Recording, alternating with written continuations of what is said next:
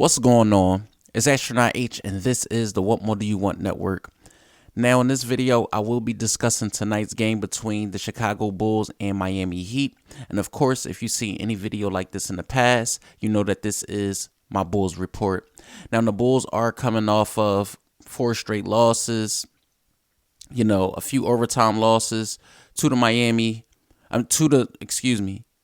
New York, one to Minnesota, and also a loss to Atlanta.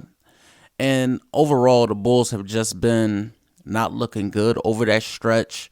You have been hearing tons of rumors about who's, is on the trading block, so to speak. We've been hearing rumors about Zach LaVine being unhappy, players only meetings, and so on and so forth.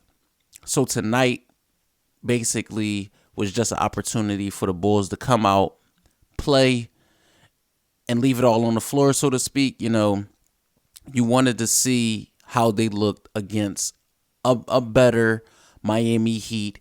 Now, Miami Heat, on the other hand, didn't have Kyle Lowry. They did not have Jimmy Butler, but they did have Bam Adebayo, Tyler Hero, and a number of other players that we know can get the job done. So, without further ado, of course, you guys know I'm going to go right into my notes about tonight's game. And Vooch did score, the first bucket of the game after about, I believe it was almost a 2-minute stretch where there wasn't no scoring. So I feel like both teams were trying to figure their way, out in this game early. But you seen Vooch get paint touches early, and he did score the first Bulls 6 points of the game. You seen DeMar DeRozan being aggressive early, and I think that was a telling sign of what was to come from tonight's game. A veteran who knew what was at stake. You can't afford to lose 5 straight, because then it's like a snowball effect. We seen this last year when the Bulls were playing, some of the better basketball in the NBA last year, and it turned around and they went on, losing streak, and then things just got a little out of hand. Now, what you did see from the front court as far as Miami goes, you knew Bam Adebayo was going to be a problem, and he was in the first quarter. He was getting to, his spots in the paint and abusing Vucevic where he took the matchup over. Now, what I can say about Zach LaVine early in the game was that his 3-ball was falling, and he was looking for his shot early. So that was something that led to the Bulls going on a 13-5 run at one point in the first quarter. But one thing that did glare its ugly head in not only in the first quarter, but also in the game, was the Chicago Bulls turnovers. And it wasn't just the turnovers where the Heat was forcing turnovers. It was more unforced turnovers, bad passes, guys stepping out of bounds, things like that. But, in a game like today, or tonight, should I say, they cleaned it up, so to speak. So the Bulls were up 31-21 after the first. But again, ugly turnovers to start the second quarter. The Bulls offense looked very stagnant. At one point, they only scored 9 points in the second quarter. So the offense was looking very stagnant. You seen the Heat go on a 13-4 run. And then it was just the Bulls offense just looked non-existent. I don't know what was going on in the second quarter, but the 5-out offense wasn't getting no offensive rebounds. And then you had a lineup that just didn't have a rightful guard pushing the tempo. It just, like I said, overall, it just didn't look good in the second. Now, the Heat did end up, going up by 5 at the half, but it wasn't bad in my opinion. It didn't look like the Bulls were allowing the game to get away from them. They looked in the game, they looked engaged, and they looked like they had an opportunity to compete in tonight's matchup, which been different over the course of the last 2 games, right? So, to start the third, the Heat, they did get the first 3 of the quarter, but Zach LaVine came back down aggressive with the and one. The Bulls' energy and shots allowed them to get the lead at 68-65, and then DeRozan started coming on in the third.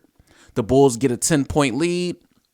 They go on a 21-2 run, But one thing that did, a sour note to tonight's game, especially in the third quarter, was Derrick Jones Jr. I believe it was an ankle injury, and he did go to the back during some point in the third. But the Bulls went ahead 88-77 after the third. They actually put up 36 points in the third quarter. And this is where I said, okay, God, whatever Billy told these guys in the locker room, they heard him loud and clear. They were playing defense.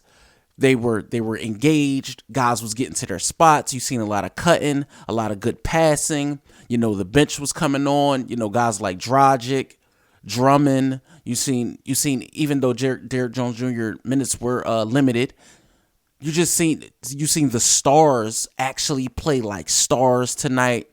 And that's what the Bulls need to do more often, right? That's what they need to do more often. This game can't be a one-off. This can't just be a one-time thing. This has to be a nightly basis type of situation where your top level guys, your top paid guys are the ones that's playing to the highest level, and they are the ones executing and winning ball games for you. So in the fourth, it was more of the same from Chicago, putting their will down. At one point, the Bulls were up almost as many as 16, I believe. And the Heat just didn't have it offensively, whether it was Oladipo, whether it was Duncan Robinson, Matt Strus. They just didn't have it. Bam Adebayo did have a good game. Tyler Hero did have an okay game. He didn't have his, performances that he's put on over the last few nights, where he averaged somewhere around, I believe, almost 34, 35 points. So the Bulls were lucky enough for that not to happen. But again, like I said, ball movement, man movement, Bulls played okay enough defense to allow themselves to pull away in this game. And ultimately, they did win tonight, 113-103. That snaps their 4-game losing streak and ultimately gives the guys some push going into their next matchup, which is versus the Atlanta Hawks. And just speaking on tonight's stat sheet and the box score, I'm going to get into that right now. You saw Vucevic with 29 and 12. You saw DeRozan with 24 and 5 with 5 assists. You seen Zach LaVine with 21. He was 3 of 8 from 3. What I didn't like was Zach LaVine after, the first half. It was like he took his foot off the gas a little. I would have liked Zach LaVine to get somewhere between that 25, 27, 28 point range, just to give himself some type of oomph going into the next matchup versus the Hawks, because I believe the Hawks have almost all their guys back besides Clint Capella.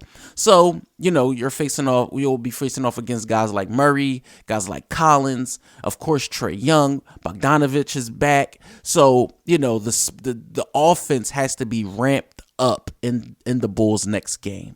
But again, let me go back to the box score. You seen not much from Patrick Williams tonight. He had 6 points, 4 assists, 3 rebounds. He did shoot 1 of 4 from 3 and 2 of 8 overall. You see Alex Caruso, his offense has been coming and going lately. So he did have 7 points, 6 rebounds, 3 assists, 1 for 1 from 3.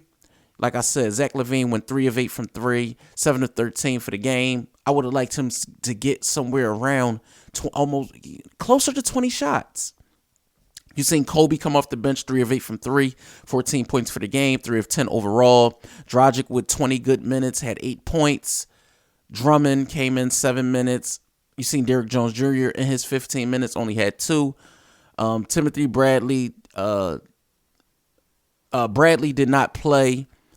And ultimately, you did not see Javonte Green. But the Bulls did win tonight. Like I said, tonight was a good win. Nothing to be. You can say things like turnovers, which was a problem, but 24 assists, did have 17 turnovers, no block shots, did have 7 steals. And ultimately, the Bulls did shoot 41% from 3. The Heat only shot 34, which is a far cry from what happened in that game against Minnesota. 13 of 31 from three, 54% for the field. The Bulls did go to the free throw line 24 times. They did make 20 of those shots, 83%. And overall, like I said, it was just a good win. After coming off of 4 losses, you finally get a win. You finally get to, breathe for a moment. But again, you face off against the Hawks in your next game. So don't let this win go to your heads. You're still at the bottom of the conference. So we'll see how the Bulls look in their next game. So to say this, right? I'm happy that the Bulls actually got an opportunity to win and play for a good 48 minutes of basketball. It's been a rough last, I would say, week and a half for them.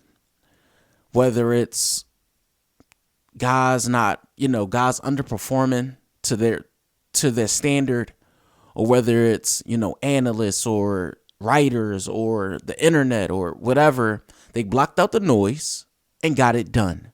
And that's all you can ask for. It is December. We're going into the new year.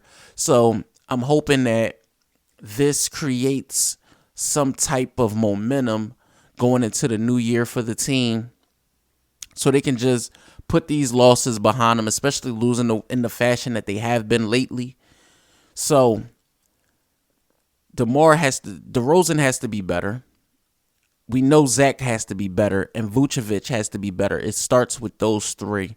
And I feel like if those three play well and get the ball rolling early in games, get engaged early, and show that they, lead by example, have the rest of the team follow behind those three guys, the Bulls basically have a chance to win games like this more often.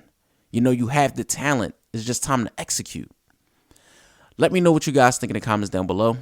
Did you guys watch the game? Chicago Bulls fans, Miami Heat fans, let me know what you think in the comments down below. It's always greatly appreciated to hear from you guys. As always, don't forget to like, comment, subscribe, hit that notification bell so you can know anytime a video is being uploaded to this channel. It's Astronaut H. This is the What More Do You Want Network, and I catch you guys on the next video.